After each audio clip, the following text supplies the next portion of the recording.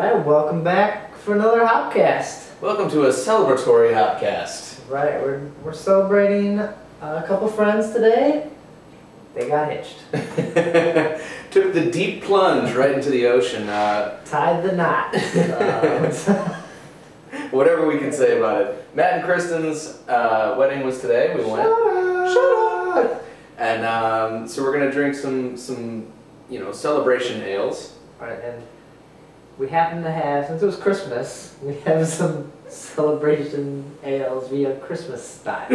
So it's Christmas in March, but that's okay. Today we have some Sweetwater, which we've done some other Sweetwater beers before out of Georgia. But this is their festive ale. Right, and then we have Port Brewing's Santa's Little Helper, and it's an Imperial Stout. So I think we're going to go ahead and go with this. We think this is more of just a winter type of ale. So we'll save the stout for last. So let's go ahead and see if we can force our way into this wax contraption and get some beer out of it, alright?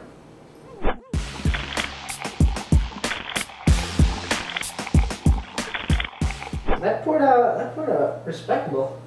Oh, absolutely. It's a fine looking beer we have.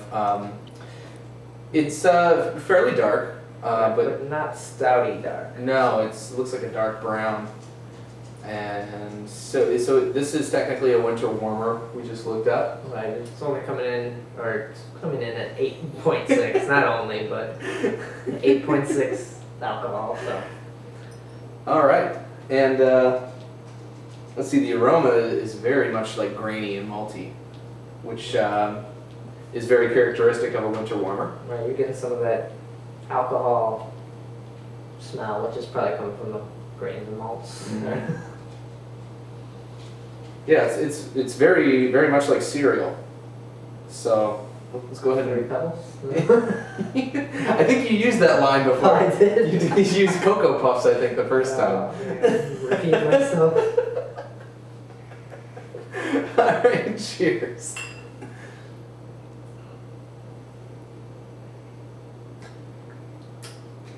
Oh, that's nice. Very nice. Light. It is very drinkable. It's very much malt driven. Not too much hop presence, which is that's the style winter warmer. Right. And you get kind of like one of those dried fruit, like a raisiny, like cherries, mm-hmm. Yeah. dark fruit, caramely. Yeah. Certainly very enjoyable. I could see with this huge bottle that we have wherever it went. Get passed around. Yeah, it's already causing trouble over there. Yeah, it could be one of those beers that will certainly catch up on you because this is just super drinkable. Right, but definitely not. I feel like it doesn't have to be winter time to drink it. We're drinking it, celebrating here. Yeah. It doesn't instantly make me think of winter. Yeah, I mean today was a beautiful day. It was 60 degrees out. Right. I'm having no problem with this. So.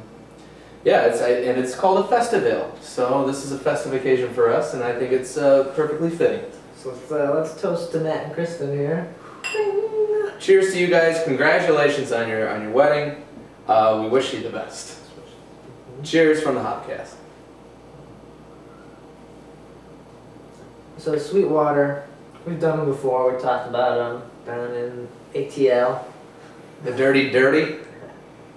I may have used that one too. How can you not when you talk about Atlanta? And I think they've been brewing for about 6 years, so 2002-ish, 2001, somewhere. Yeah, and this one didn't fall into their category of ales with totally sexual names. Right, Donkey Punch. What was the other one? The Donkey Punch, and then there was, the Motorboat. The Motorboat, yeah. I'm surprised this wasn't like the Santa, I don't know. Like, I'm curious to know what you were going to say. Leave it to the imagination. That's probably for the best. I don't know what I was thinking. But yeah, I mean, this is pretty solid beer. Comes in a big, huge bottle, so it's perfect for, again, festive occasions. So you can share it with loved ones and friends. And we're not doing too many of them. I think we were like, this was bottle like 5,610 out of like 10,000. Okay. Not a huge amount, but a good amount. Well, maybe it was at 8. I should have looked. But I mean, either way, we've this is a very solid beer, and all the other ones we've had from Sweetwater have been very tasty as well. Sweetwater brings it. They do. So if you're out in the dirty, pick yourself up some Sweetwater. Pick up the Terrapin too. Oh, the Terrapin IPA is fantastic. Yeah, 420 Terrapin. I don't know. Sweetwater and Terrapin are like fighting rivals. I feel. Either that or best buddies. I'm not sure. They're fighting for my heart. So why don't we go ahead and finish these up and text Matt about it, and then we'll move on to the port. We'll come over to the port and try some stout. All right, we're back for beer dose. And we're going out to California. Right. First time we've been to port. Is it? I think, right? Could be. I know I've had plenty of port. Right. And they're great. But I guess this is a HopCast debut for Port Brewing. Right. And we're starting them off with the Santa's Little Helper. Yeah, it's their holiday imperial stout. Right. So brewed once a year for the Christmas season. And if you still have any left, you can drink them in March. Like yes. Or you can age them, because this thing is at 10%, correct? Yeah, so I could have left it in the cellar, but I brought it over tonight. So maybe you get a couple bottles at Christmas time, you drink one with the family, and then save one for next year. But should we try it? Let's do it. All right, crack it open. Pour it out. All right, so that poured out a little bit darker than Sweetwater. Very much stout-like, no doubt. Nice, small caramely foam happening. Right. We have really good lacing on the glass. Yep. And I jumped right ahead, and the aroma is fantastic. Right, I'm getting like coffee roasted. Yeah. I love it. There's also sort of a cherry type of thing coming off of there as well. Something sweet, which. And it almost reminds you of like a brown liqueur of some sort. Yeah, definitely a little spice, which maybe is right for the Christmas. So. Yeah, a little bit of a Christmas style. Throw some spices in there. I'm not sure what they used, but I could certainly pick up on that. Yeah. Tingling. All right. Let's try. Cheers, sir.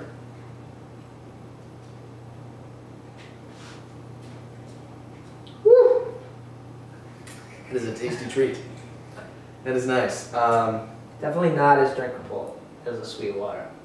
No, I would definitely say this is more like a nice after dinner drink, winding down, something like that. Right. Just having a beer and going to bed. The Sweetwater you had with dinner. Yeah. And then this is your after dinner drink. Which, yeah, this one you taste that alcohol. Yeah. That 10% is there. Very bitter from the roasted malts and also the hops. Very nice. Very nice. Yeah. Lots of coffee and chocolate. Not as much as the aroma that you get, like the nose. The nose is really strong with the coffee, but aftertaste. I think there's more chocolate than coffee in the actual flavor. Yeah. And it's also got like a pretty hefty body to it. Something somewhat thick. Yeah, it definitely coats the mouth. And stings the nostrils. And burns the throat. You would have it no other way. Oh, yeah, that sounds good. That's how you roll. So, we're talking about port while we were pouring this out. And you usually see them, for us, next to Lost Abbey. Bottles are very, I think they have like the same kind of like matte finish on their labels. I could be wrong about that, but maybe. something know, like yeah. No, I'm wrong. Okay. But you're right, they're always next to each other in the liquor store. Right, we're thinking that either somebody from one of them works at the other one or wanted to do something else? From what I can remember, and don't quote me on this, I think that Lost Abbey is basically Port's line of Belgian style ales. Okay. But they go under a different name. And they have to be, connected in some way because they even came over in the distribution at the same time. Same time, yeah. So on the same like end cap at Sam's, and so there's got to be something going on. Either they're like, we will get to the bottom of it. I'm sure it's widely known out there, but not Right, not out in like, Chicago. So it's like, you idiots, of course, Martha, she's the Sam. It's probably no secret Right. to everybody else but us, but we'll catch up with the times. Yeah, but Port's been around for a while. It like really started in 92, 93 as home brewing, and then like bottling their own beer. And then in 97 they opened up the first Pizza Port. So Pizza Port is their brew pubs, and then each Pizza Port brews their own beer. So sort of like a rock bottom thing in the Midwest, which I don't know if there's rock bottoms up that way. Might be. But I think same idea. Okay. Pizza and beer. And I remember them having a beer on tap at last year's Dark Lord Festival, and it was actually labeled Pizza Port. Oh, okay. It wasn't just port. And it was good. Can't remember anything else other than that, but it was tasty. Oh, so someone from Pizza Port, brother. I wonder if they have their own brewmasters for each Pizza Port. I'm not sure.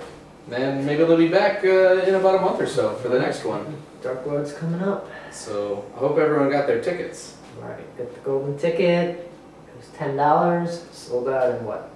2-3 hours? Yeah, Something like that? pretty quick. We were up at like 6 a.m.